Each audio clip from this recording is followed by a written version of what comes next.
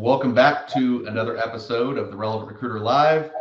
This is your host, Donnie Gupton. Today, I've got a great guest. My friend, John Zink, is going to be joining us. So John and I have known each other for well over 5 years now. John was one of the very first clients that I worked with coming into the recruiting space when I was kind of offering more of a done-for-you service. And John and his wife, Carisa, run IT Avalon, which is a national woman-owned staffing company. And they're really exceptional at helping their clients achieve their objectives for growth, operational efficiency, and competitive advantage through innovative, cost-effective business technology staffing and consulting solutions. So everybody give John a welcome. John, thank you for joining me here today. Thanks for having me. It's nice to see you again. I wish we were going to another Tool concert tonight, but we'll have to deal with going home and taking care of a 3-year-old instead. Nice. Yeah. So just to kind of catch everybody up on that, John was posted on Instagram a couple of weeks ago, and Tool was out here in Boise, and I wake up and I see John talking about how he's going to go to this Tool concert by himself. And I replied to his thing, said, no, you're not. And even smaller world, our other buddy, Chris, lives out here as well. And so the three of us were able to connect, no plans, and go see one of our favorite bands together. That was epic, huh? It was amazing, so it's, I was planning on being in Mexico when Tool was going to be in like Sacramento and Las Vegas and places that it was easier for me to get to from Reno. But as luck would have it, or as COVID would have it, or as the powers that be would have it, we weren't able to go to Mexico. Anyway, but I booked this trip out to Boise, which I had not been to before, and didn't think that I knew anybody out there. And all of a sudden, here comes Donnie, and then Chris Franzulli, and then one of my classmates that I graduated high school with, John Paschke, lives out there in Boise as well. So all of a sudden, they had everybody knocking down my walls to hang out. It was really awesome. So, and plus, I ended up being in the front row, yeah, right in front of the band. So it was like a dream come true. The whole day was awesome. So it was great. Yeah, no, that was a great experience. And I know you were stoked once we had those side stage seats, which were awesome. And then we had a great view of you in your. I was sitting there waving at you from the front row, like, ha. Well, right on, man. We've got a lot packed into this episode that we've talked about. So, give us a little bit of a background, before we get into the business, what's going on with the personal life, where you living, what's the family like, and all of that stuff. So Carissa and I moved, and our 3-year-old Johnny, we moved to Reno middle of last year, 2021, and got out of California and moved to Reno, Nevada. And really cool. Love the area. I mean, Reno is just kind of in all of Washoe County. There's only 500,000 people. So, yeah. But I grew up in a town in Northwest Illinois of 1,500 people. So this is still a metropolis compared to where I grew up. But the flow of life is a lot simpler here. It's driving home takes me 10 minutes. Right. Where it's like, I still had it set up pretty well in the Bay Area, but, in Brentwood, California, in the Bay Area where I was, if you drove into San Francisco, that was a 2-hour trip. If you drove to San Jose, that was a 2-hour trip. If somebody flew into the airport, it was an hour and a half for them to get to our house.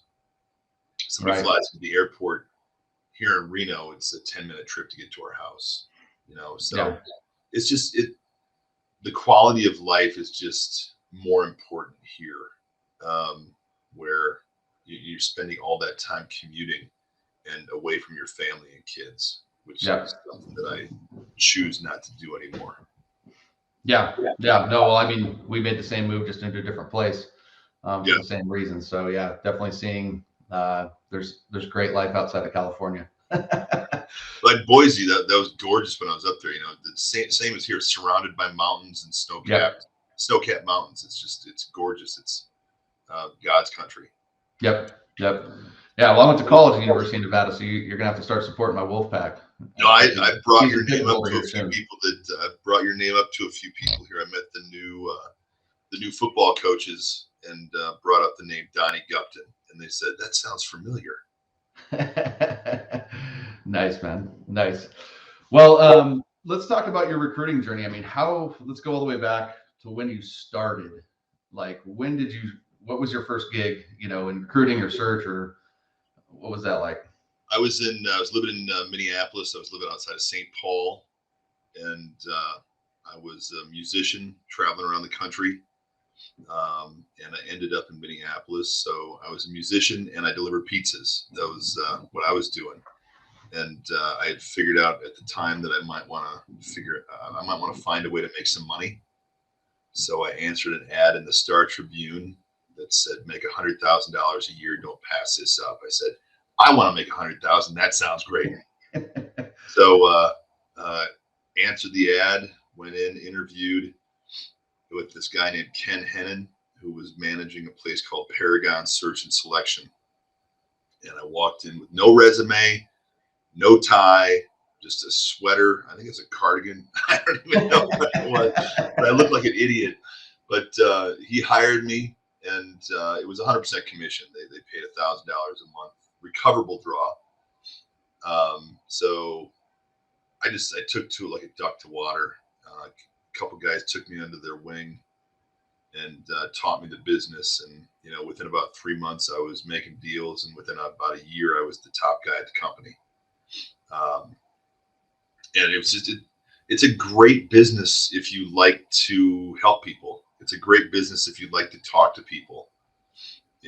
Recruiting, I've said before, recruiting is one of those businesses where if you do it right, everybody's happy. There's no buyer's remorse from the people who are paying you, and the people who you're getting a job are really happy that you got them in the right position.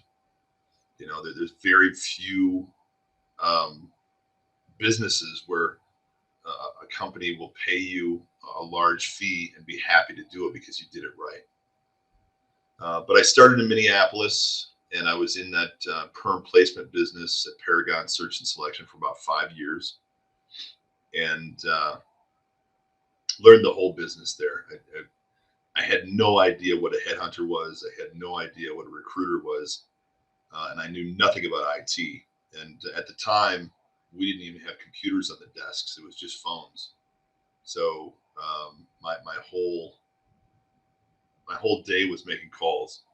In the morning, I was making recruiting calls. In the afternoon, I was making sales calls.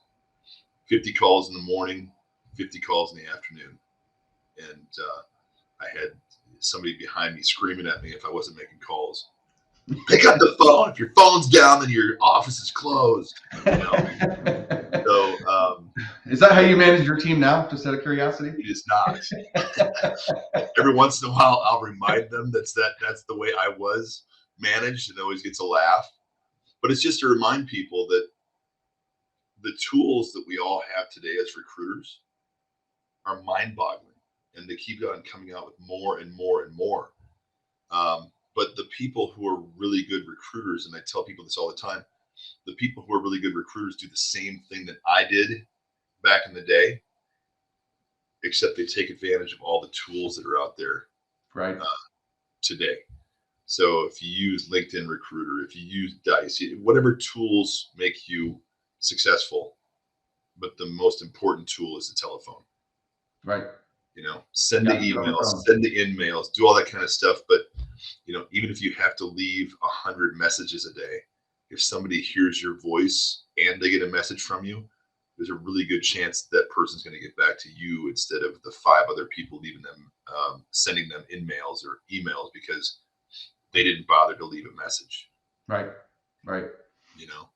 So I went on from Paragon and went and worked a couple different places. 9/11 happened, and kind of my whole business dried up, and I went into the mortgage business for a couple of years because why not take advantage of people looking for mortgages? And it was all of the stated income stuff going on at the time. So I'm sure I got people into loans they couldn't afford. I hated that business. And a couple of years after, got back into recruiting, went to work for Avalon Consulting, which was owned by Adecco, one of the largest staffing companies in the world. Right. And then I met this girl who was working out of the California Avalon office, and I was in the Minneapolis Avalon office, and we met at a training seminar out in Florida. And about 2 months later, I moved to California. So Carisa and I got together and got married. And about 5 years later, we opened up this little company called IT Avalon. I love it, dude. I never knew that. I never knew that you and your wife met through actually through the business. Oh yeah, she was managing the office in San Ramon, California, and I was a lowly recruiter working in Minneapolis. And I got a funny story. So when I was leaving leaving Avalon in Minneapolis, because I didn't want to go work for my girlfriend in San Ramon, I talked to Dave Androsco, my boss in Minneapolis. And I said, I'm leaving the company. I met this girl out in California and I'm moving out there. So I have to quit. He goes, no, you don't have to quit. I know the manager of the office out in San Ramon in the Bay Area. I'm like, I bet I know her better than you do. Or at least I hope so. Yeah.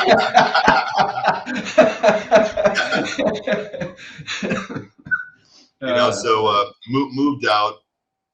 And I always sat around talking to Carisa, around our fire pit in the backyard or sitting around the table and always dreaming about having our own company.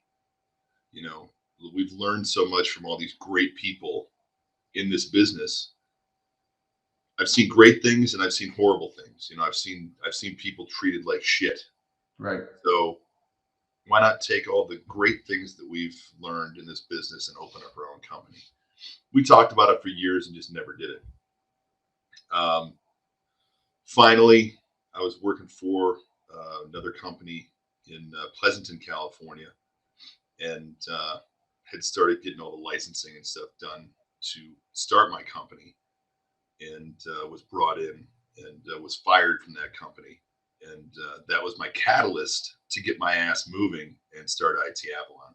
So right. I would like to thank that boss for firing me, because it's the best thing that could have happened. Because I actually went and got it done. So was that Chris? Did Chris fire you? No. I'm not going to bring up the name of the person who fired me, but thank God she did. Yeah, that's awesome. So you guys started at IT Avalon in what year? 2000 what? In March it'll be 10 years. So nice.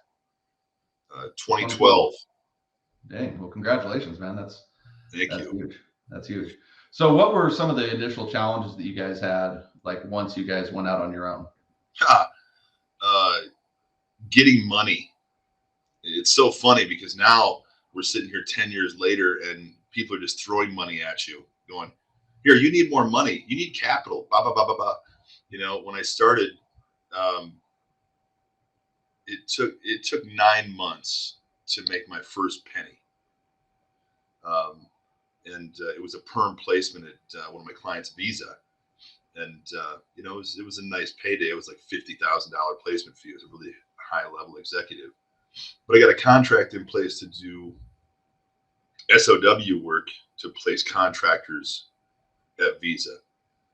And within about a month, they hired, I think it was 8 or 9 project managers. Each one of those PMs had an hourly rate of anywhere between 80 and 120 bucks an hour. So you've got 80 to 120 bucks an hour. Let's just average it at 100 bucks.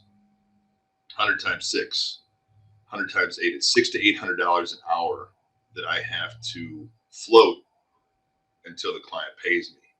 Right. I'm like, oh, where am I going to get this money at? Yeah. But, God stepped in, and a friend of mine, Steve Petchel, stepped in at another company who had a contract at Visa as well. And he took care of the payroll for me and just charged me a small percentage. So, that guy stepped in and, really bailed me out and helped me get the company going. So A big word of advice that I would give to everybody is be nice to everybody, because you Right. never know when you need these friends to step in and bail your ass out. Because if it wouldn't have been for Steve and for that company, um, TechLink, I mean, I don't know if I would have. I don't know if I'd be around today. Right. There's been a couple of those stories along the way where companies that didn't have to help me out. They stepped in and said, "Sure, John, we'll help you out," because that company, TechLink, and Steve wanted to hire me to run their San Francisco office, and I chose to go out on my own and do IT Avalon instead. Nice. So challenge was just floating the contractors that you were paying. Well, all the fun stuff that comes along with it too. Because if you read, I've got a book out called True Ambition, and it's a memoir. You know, it just talks about from cradle, being born and raised in Mount Carroll, Illinois, back in Northwest Illinois, to becoming an alcoholic, to overcoming that, to meeting Carissa, to everything. Um, it talks about going through, and I barely graduated high school. You know, I was an underachiever all the way through. I always had the smarts, but trying to put all the pieces in the right places to get things done, or opening up a book and reading it to do the book report, I just didn't do it. Right. I wasn't interested in that. But if you put me in band or choir, I was A's all the way. But I didn't pay enough attention to things like how to start a business, how to go out and get insurance coverage, how to find grants, how to find anything. So I had to work a little bit harder to find those things out. But the interesting part about starting the company was it wasn't as hard as what I thought it was going to be. And I think, that going through grade school, high school, all that kind of stuff, I don't think they really set you up to start your own business. Not at all. You're set up to go and work for somebody else. Right. I've always been ambitious, and I think that I've always been an entrepreneur. And for anybody who's watching this or listening to this, anybody can do it. It's not that tough. Go out and get it done. And there's lots of pitfalls that are there along the way. If you're going to open up a business, if you're going to run a business, if you're going to manage other people, all the different things that come along with it. But if it's something you want to do, don't let anybody tell you can't do it, and don't let anything step in your way, because there's always a way to do it. Yeah, that's great, man. I totally agree. I think, we're creators, and so many people get stuck in the rut of not taking the action because of somebody else's story, or, some of their previous life experiences. And, what happened yesterday doesn't have anything to do with what can happen today, So I think that's incredibly inspiring. When did you and Carissa bring on your first employee? Well, the fun thing was I started this out of my front bedroom of our first house that we bought together in Brentwood. And Carissa was working for another company, another staffing company, in the other bedroom.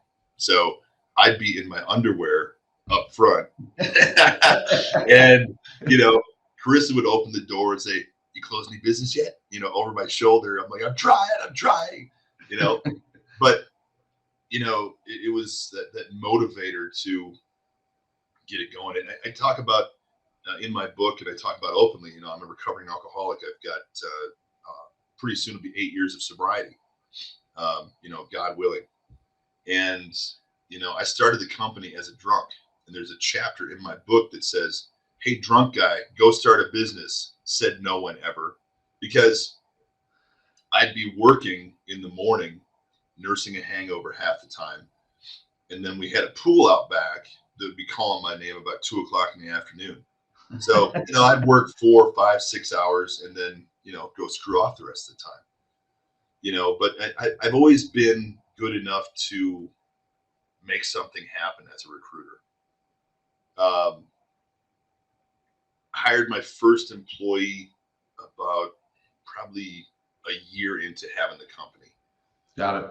Got an office downtown Brentwood because I was tired of my wife walking in to see what was going on in the front bedroom of the house.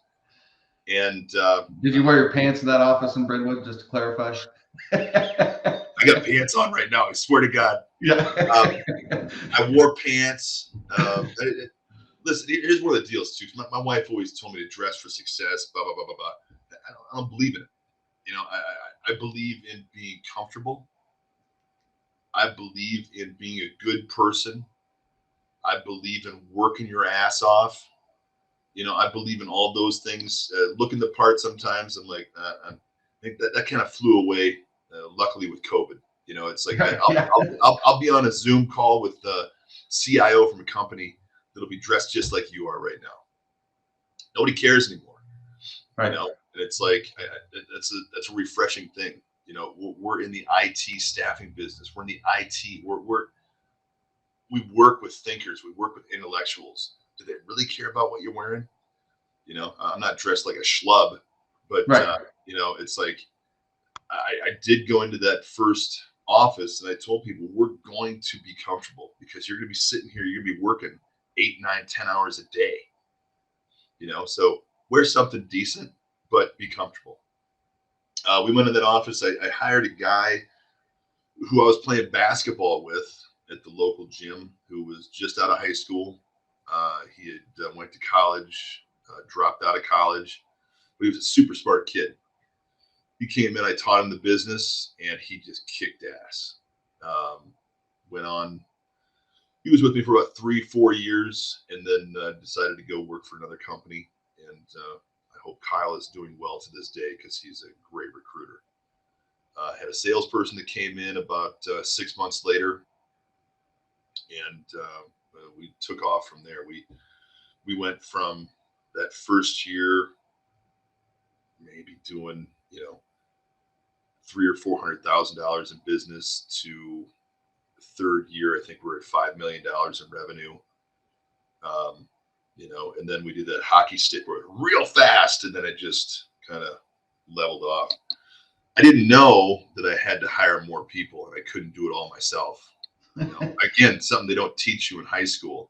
Right. If I was smarter, I would have went to college and somebody could have taught me some business, but I had to learn it myself. So today we've got, I've got a VP of sales, I've got a VP of recruiting. We've got 5 salespeople all over the U.S.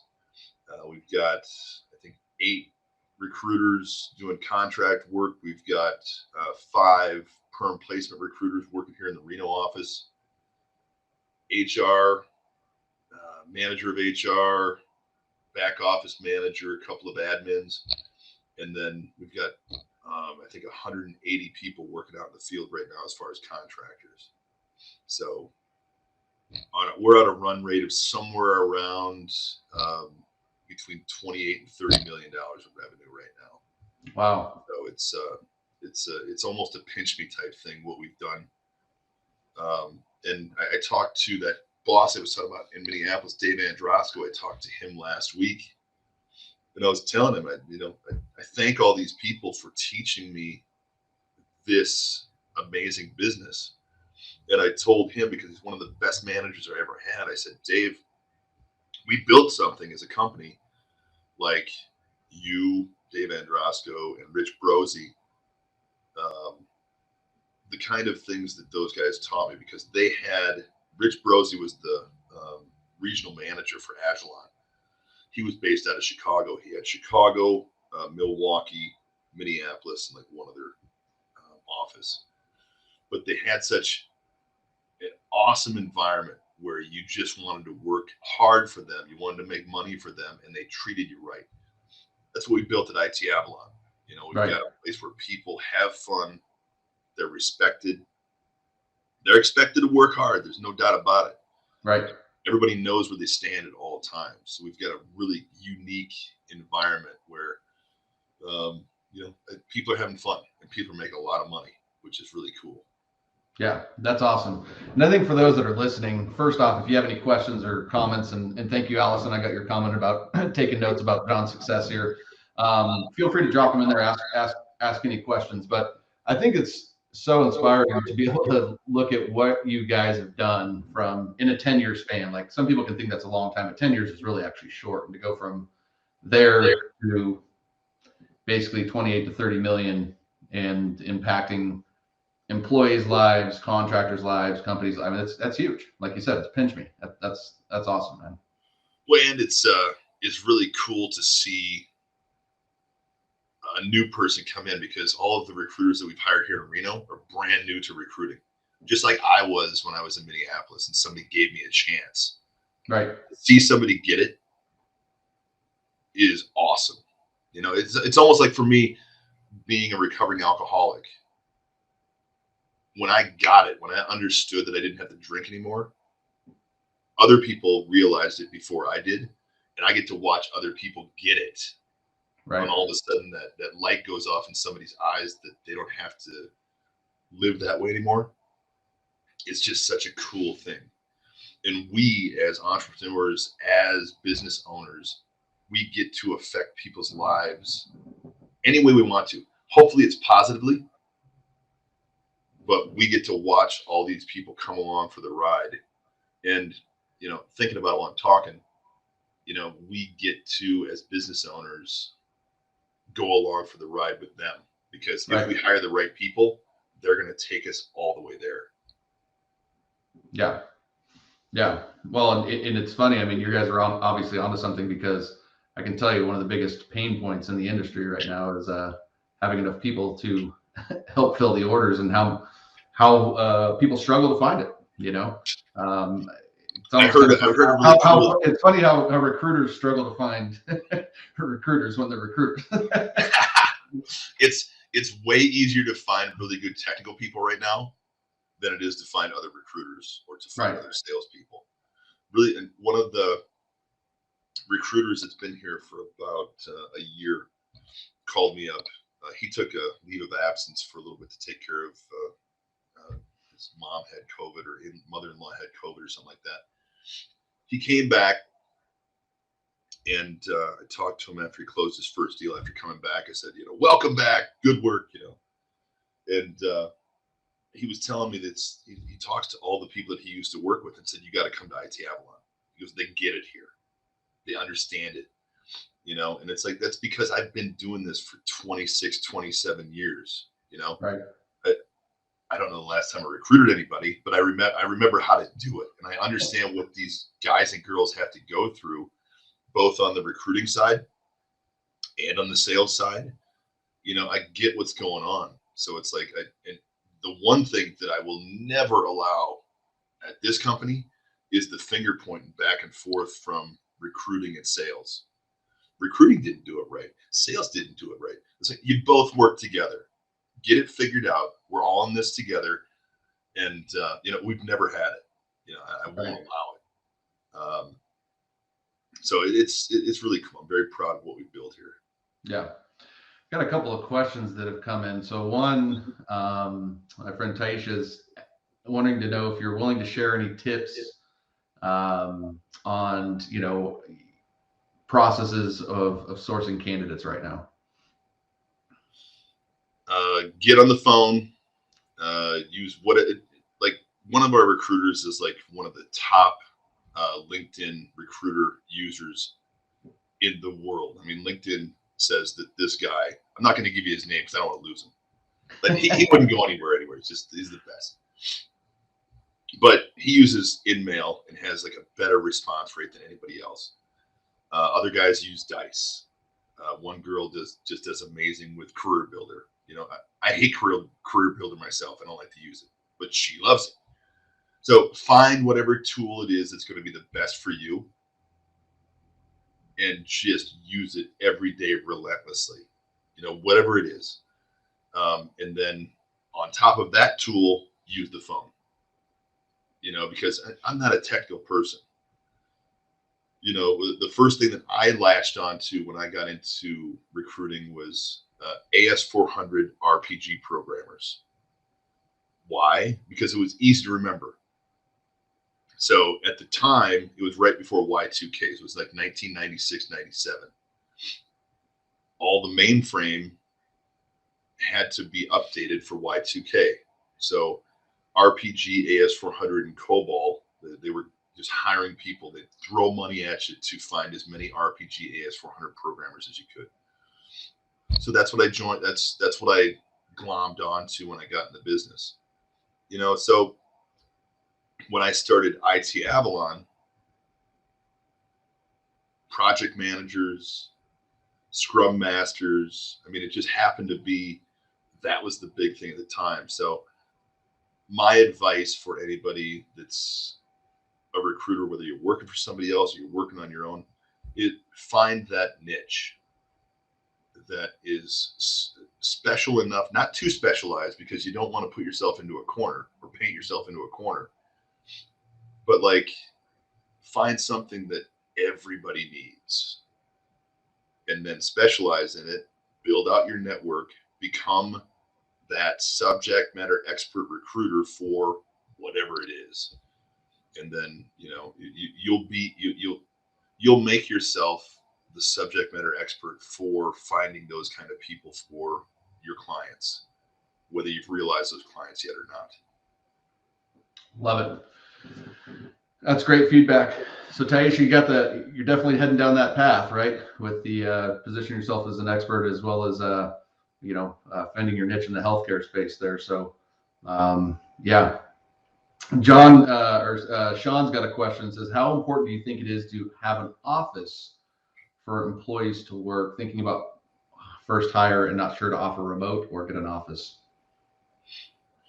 All depends on who you're hiring. So the recruiters that we're hiring here in Reno who have no experience, it's imperative that they're at the office every day because they need to learn the position.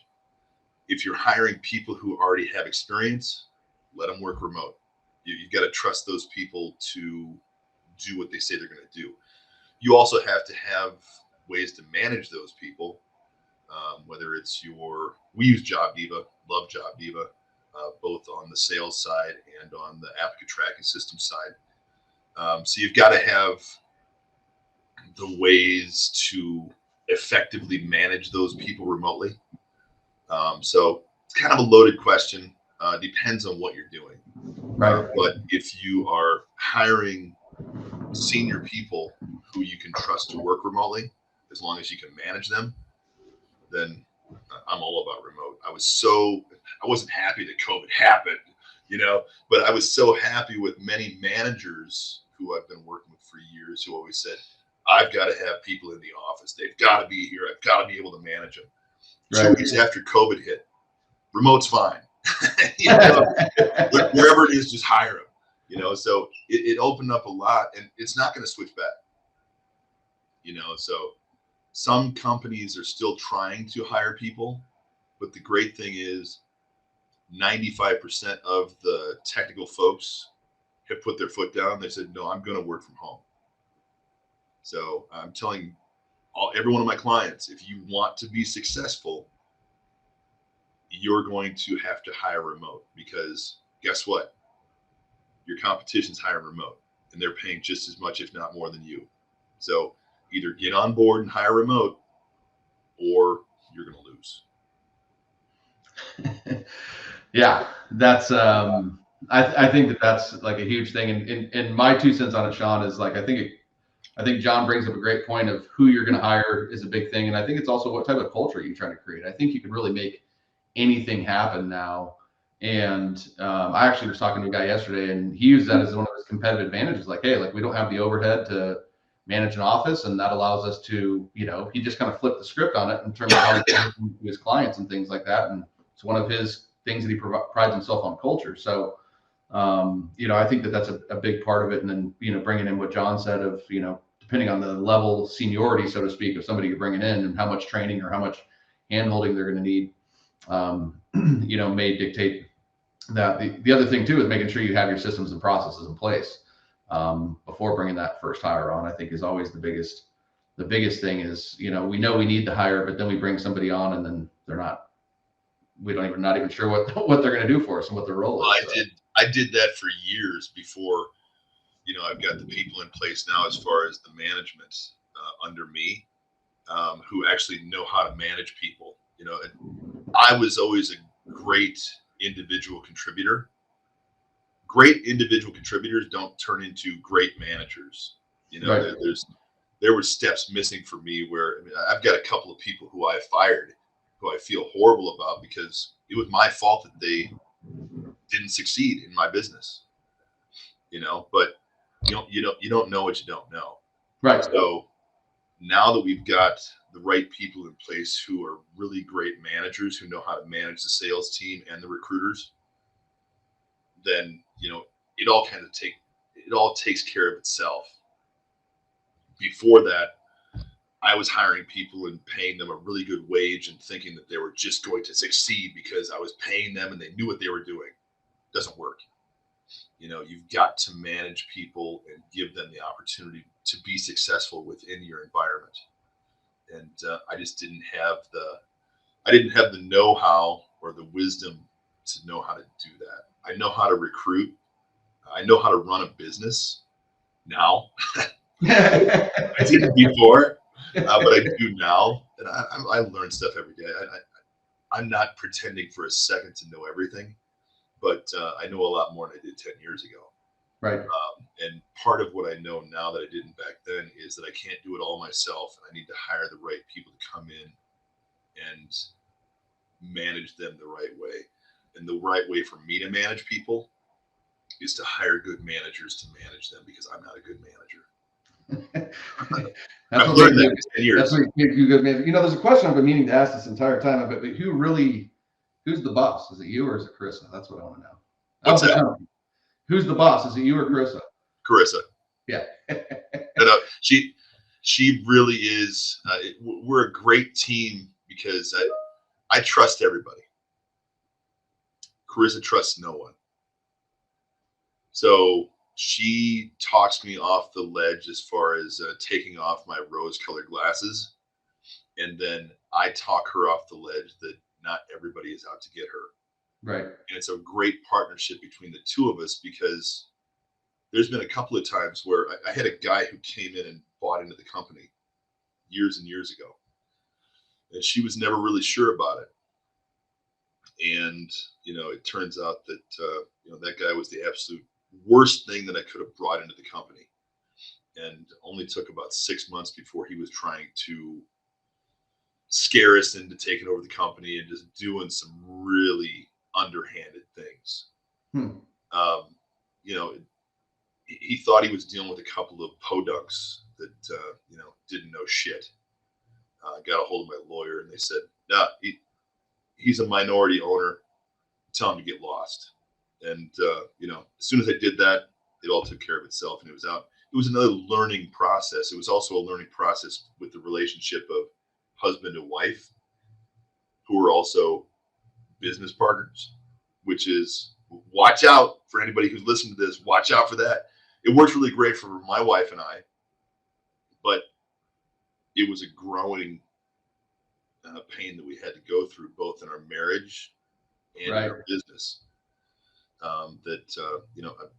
I just made a mistake and brought in the wrong person. He paid money to, be a minority owner in the company because he saw that great things were happening. Right. But he was coming in for the wrong reasons. Right. Yeah. I mean, that's. And I'll add one more thing. That guy can go to hell. Are we mentioning any names on this one? No, I'm just kidding. No. He knows who he is. He knows who he is and can go to hell. Yeah. I think it's, kind of, you brought that in and I want to talk a little bit more about that, but I don't know that my wife and I could run a business together. That's incredibly challenging, right? I mean, is that something that you guys had, like you said, just now kind of had to work through some challenges in the marriage and the business, but now do you guys have it pretty well oiled in terms of who does what and strong? She's the boss. I take care of running the back office and the finances and stuff like that. We get together on a weekly meeting with Carisa, myself, and the two managers, and just kind of go through everything and make sure everybody's doing what they're supposed to do, and making sure that Carisa and I are informed on what's going on within the company. And it works great now. Yeah. And like, we got that 3-year-old going crazy at home, and splitting up time on who's going to be taking care of him, and right. that kind of stuff. But we got it running pretty good right now. That's awesome. All your successes allowed for you to be able to kind of pursue some passion projects. And I know one we talked about a little bit with your book, but I also know you have a foundation and a podcast. Tell us a little bit about that. So True Ambition is the name of the podcast. True Ambition is the name of the book. True Ambition is, I found this quote about 5 years ago in my journey into sobriety, journey into a better life out of, the shitty life that I was, living before. And my drug of choice was alcohol, so I used that to mask a lot of things. And I found this quote in one of the books called The 12 and 12 in Alcoholics Anonymous. And it says that true ambition is not what we thought it was. True ambition is the profound desire to live usefully and walk humbly under the grace of God. So I've always been ambitious, like you have. Like every person who's watching this right now and listening to this is ambitious. That's why we're in the business we're in. When I read that and dissected it, I figured out that I was ambitious for the wrong things. I was ambitious to try to get money, to try to get the girl, to try to get the house, to get the car, get it, whatever it is. All these different things. Things. Right. If you're ambitious in helping other people and doing the next right thing for humanity, all the rest of that stuff will take care of itself. Money will come to you if that's what you want. I wrote the book True Ambition because I was in the middle of COVID, and one of my other ambitions is I love playing music. I've played music forever. In the middle of a pandemic, they don't let you play music, so I started writing a book, and that memoir is called True Ambition. It's also a love letter to my wife and my kid Johnny, and it just talks about my story. And not that I'm special, but I think I've got some things in there that I needed to get off my chest. And there's right. also some things that everybody can relate to, because we all struggle, and we all get stuck in a rut every once in a while.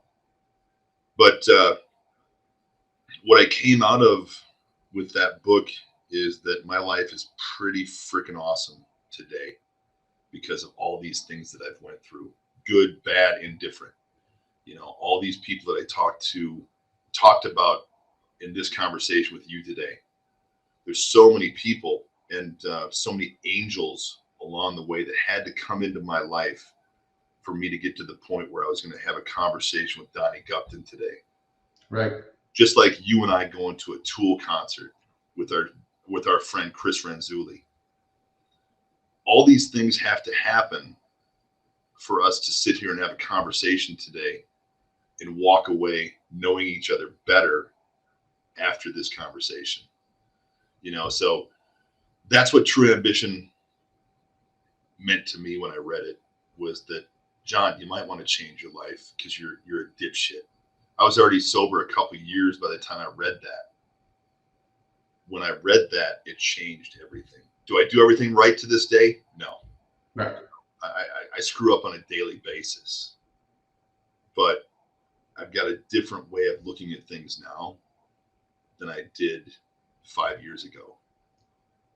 8 years ago, almost 8 years ago when I got sober, I was holding on by a thin thread, and it was about ready to bust. Today, it's a whole different deal. And I'm so lucky to be sitting here talking to you, because I probably should be dead. Yeah. Wow. So there's anybody who's listening to this that or watching this that has any kind of struggles with alcohol or drugs, there's people out there that want to help you. You just have to ask that person for help. The door is open. It's not locked. You just have to walk through, be willing to walk through it and ask for help. Shit, John, I wasn't expecting all this, man. That's powerful stuff. That's it. It's if anybody is interested, you can find True Ambition, the book on Amazon, and it's also an audiobook. You can go out and you can hear this beautiful voice talk about 3.5 hours long about True Ambition. You can hear how I lost my virginity. Things like that. Great, fun stories. How you were dating your boss. my wife's like, you put how you lost your virginity in there? I'm like, it's a funny story. Yeah. It was to you, honey. Come on. Yeah, I wish. Would have saved a lot of heartache, but I'll go back to that real quick. One of the things that I learned through writing the book and going through a 12-step program is that, you know, I thought I was a pretty good guy back in the day. I was a dickhead, you know, until I realized that you got to treat people better. You know, the golden rule, treat people the way you want to be treated. Right. You know, it's so true. Once I started doing those things, I run my whole business off the same rules that, you know, I run my sobriety off of. I run my life off of. You know, if you're just going to do the next right thing within business, everything will be all right. Your clients will love you. As a recruiter, your candidates will love you. Your employees will love you. Everybody will love what you're doing if you're doing the right thing. If you're doing it for the wrong reasons, they're all going to hate you, and they should. Right. If you're just doing it for money, go do something else. This is not a business of doing things for money. This is a business of doing the right thing for people. If you do the right thing for people, money will come to you. Yep. Powerful stuff, my friend. I'm bringing it all today. I love it. Thanks, bro. I appreciate you asking me to be on the show. Absolutely. For those that want to know a little bit more about you or want to connect with you, where's the best place? LinkedIn, or where should people find Johnny Zink? Yeah, LinkedIn, Facebook, but Facebook, you'll just see pictures of my cute little 3-year-old, which is not a bad thing. It's better than looking at my mug.